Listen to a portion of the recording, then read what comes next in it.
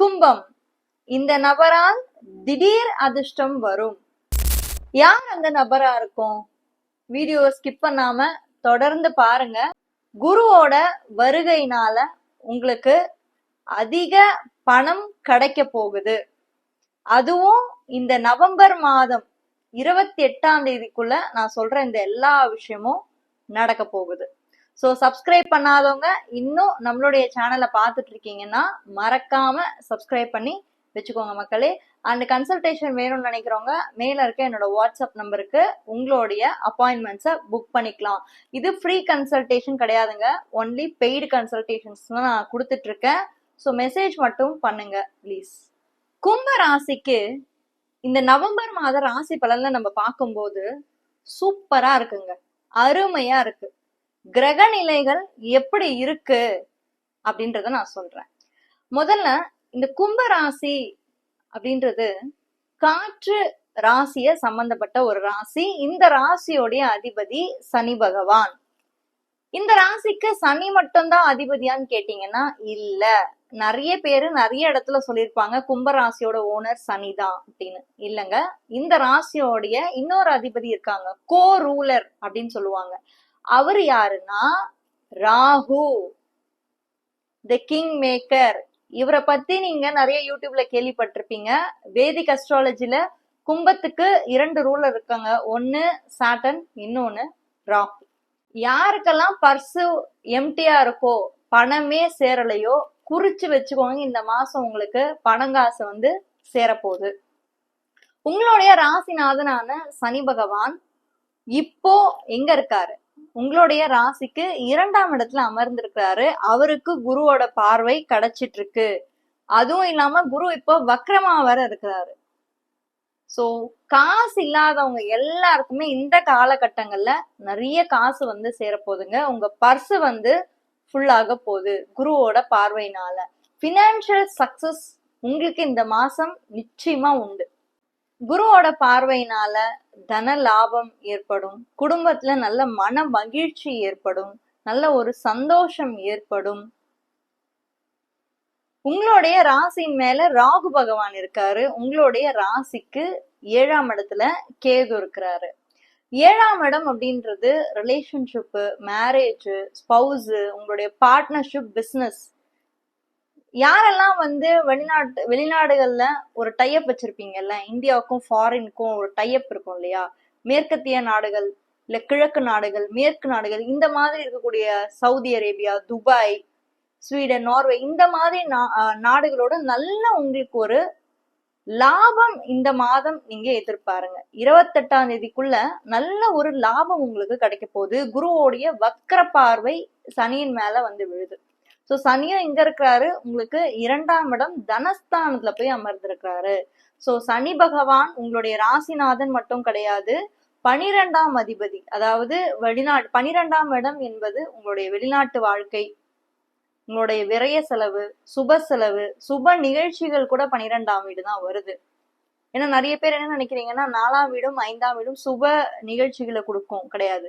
சுப விரயங்களை கொடுக்கறதும் 12ஆம் வீடு தான். சோ அதோடைய அதிபதியும் 2ஆம் இடம் தனஸ்தானத்துல போய் அமர்ந்து குரு பகவானுடைய பார்வையை வாங்கி, அதுவும் வக்கரமா இருக்கக்கூடிய பார்வையை வாங்குறதுனால வெளிநாட்டுல நீங்க டைப் வச்சிருந்தீங்கன்னா, நான் சொன்ன இந்த நாடுகள் மூலியமா உங்களுக்கு நல்ல லாபங்கள் இந்த மாதம் வருது. ஷேர் மார்க்கெட், ட்ரேடிங், இந்த மாதிரி விஷயங்கள் நீங்க பண்ணும்போதும், நீங்க பார்ட்னர்ஷிப் வகையில நீங்க பண்ணும்போதும் நல்ல லாபங்களை நீங்க வந்து இந்த மாதம் முழுக்கவே நீங்க வந்து எக்ஸ்பெக்ட் பண்ணலாம். உங்களுடைய ராசிக்கு, அதாவது கும்ப ராசிக்கு இப்ப 10ஆம் இடத்துல செவ்வாய் அமர்ந்திருக்கிறாரு. சோ தொழில்காரகன், கும்பராசிக்கு தொழில்காரகன்னு சொல்லக்கூடிய செவ்வாய் வந்து 10ஆம் இடத்துல அமர்ந்து உங்களுடைய ராசிய பாக்குறாரு. சோ சில நேரங்கள்ல நீங்க ரொம்ப ரொம்ப டெசிஷன் எடுக்கிறதுல ரொம்ப வேகமா இருப்பீங்க. ஏன்னா செவ்வாய் 10ஆம் இடத்துல அமர்ந்து உங்க ராசிய பாக்குறாரு. உங்க தொழில் ஸ்தானம் என்பது 10ஆம் வீடு. சோ நீங்க ஒர்க் விஷயமா எந்த ஒரு டெசிஷன் எடுக்கிறோம் அப்படின்னு வரும்போது வேகமான முடிவுகளை எடுக்காதீங்க. ஏன்னா சனி, கும்பம்ன்றது சனியோட ஒரு ராசிங்க. சோ சனியோட காரகத்துவம் அங்க இருக்கும். அப்ப செவ்வாயோட பார்வை சனியின் வீட்டு மேல படும்போது என்ன ஆகும்? ரொம்ப வேகமா நீங்க பண்ணணும்னு எதிர்பார்ப்பீங்க. பட் டெஃபினட்டா அந்த மாதிரி வேகமா எதுவுமே பண்ண முடியாது. நிதானமா நிறுத்தி தான் நீங்க பண்ண முடியும். அண்ட் சந்திராஷ்டம நாட்கள் வரப்போகுது இல்லையா, இந்த மாச காலகட்டங்கள்ல நீங்க அதுலயுமே கேர்ஃபுல்லா இருங்க. முக்கியமான டெசிஷன்ஸ் எடுக்காதீங்க. ஏன்னா உங்க மனசு பாருங்க தேவையில்லாத குழப்பம் அடையும் அந்த மாதிரி காலகட்டங்கள்ல.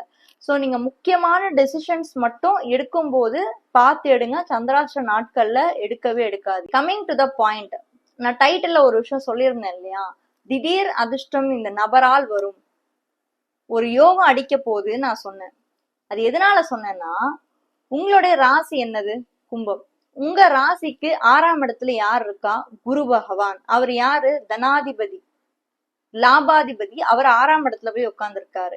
6ஆம் இடம் என்பது உங்களுடைய தொழிலுங்க, உங்களுடைய வருமானம், உங்களுடைய ஜாப்.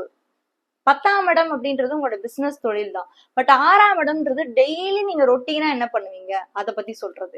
இப்ப இந்த 6ஆம் இடத்துல குரு பகவான் அமர்ந்திருக்கிறதுனால உங்களுக்கு உங்க மேனேஜர் மூலமா நல்ல ஒரு பேர், புகழ், அங்கீகாரம், ஒரு ப்ரமோஷன், ஒரு ரெகக்னிஷன் இந்த மாசம் 28ஆம் தேதிக்குள்ள உங்களுக்கு கிடைக்க போகுது.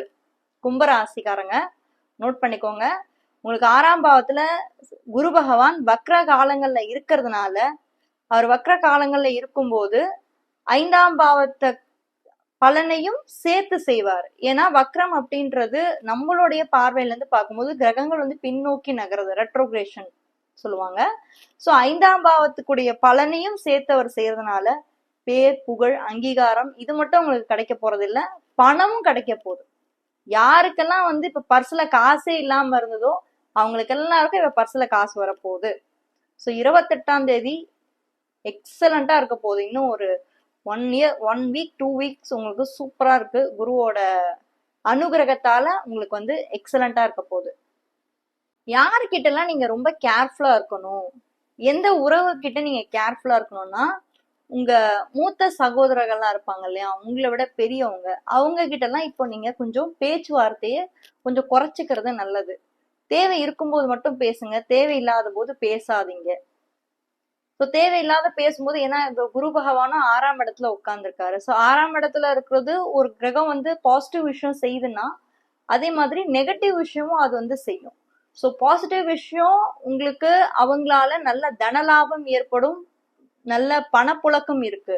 ஆனா நெகட்டிவ் 6ஆம் பாவம் 11ஆம் அதிபதி 6ஆம் பாவத்துல இருக்கிறது உங்களுக்கு நெகட்டிவிட்டியா நம்ம பார்க்கும்போது, உங்களுடைய மூத்த சகோதர ஸ்தானம் மூலியமா உங்களுக்கு சில எனிமிட்டி உருவாகலாம், சில பல பிரச்சனைகள் உருவாகலாம், சில பல டிஸ்டர்பன்சஸ் கிரியேட் பண்ணலாம், இல்ல கொஞ்சம் டிஸ்டன்ஸை கூட அவங்க கிரியேட் பண்ணும். ஸோ நீங்க கேர்ஃபுல்லா இருக்க வேண்டியது உங்களை விட மூத்த சகோதர ஸ்தானம், அவங்க கிட்ட மட்டும் நீங்க கேர்ஃபுல்லா இருக்கலாம்.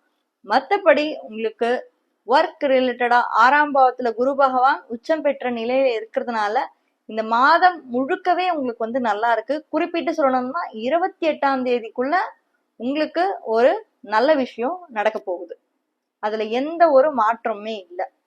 ஸோ ஓவராலா நம்ம பார்க்கும்போது இந்த கும்பராசிக்கு இந்த நவம்பர் மாதம் உங்களுடைய கரியர்ல நல்ல ஒரு இம்ப்ரூவ்மெண்ட்டும் பர்ஸ்ல பணமும் வந்து சேரப்போகுது. ஸோ மக்களே, இந்த வீடியோ ஏதாவது ஒரு வகையில உங்களுக்கு பயனுள்ளதா இருந்ததுன்னு நீங்க நினைச்சீங்கன்னா மற்றவங்களுக்கும் ஷேர் பண்ணுங்க. அதே மாதிரி ஹைப்ன்ற ஒரு ஆப்ஷன் இருக்கு இல்லையா, அதையும் நீங்க கிளிக் பண்ணுங்க. ஏன்னா நிறைய பேருக்கு போய் சென்றடையும், அவங்க வாழ்க்கையில ஏதாவது ஒரு மாற்றத்தை இந்த வீடியோ ஏற்படுத்தலாம். ஸோ சப்ஸ்கிரைப் பண்ணாம இன்னும் இந்த சேனலை பார்த்துட்டு இருக்கீங்கன்னா சப்ஸ்கிரைப் பண்ணிக்கோங்க. அண்ட் கன்சல்டேஷன் வேணும்ன்றவங்க மேல இருக்க என்னோட வாட்ஸ்அப் நம்பருக்கு மறக்காம உங்களோட டீட்டெயில்ஸை அனுப்பி வைங்க.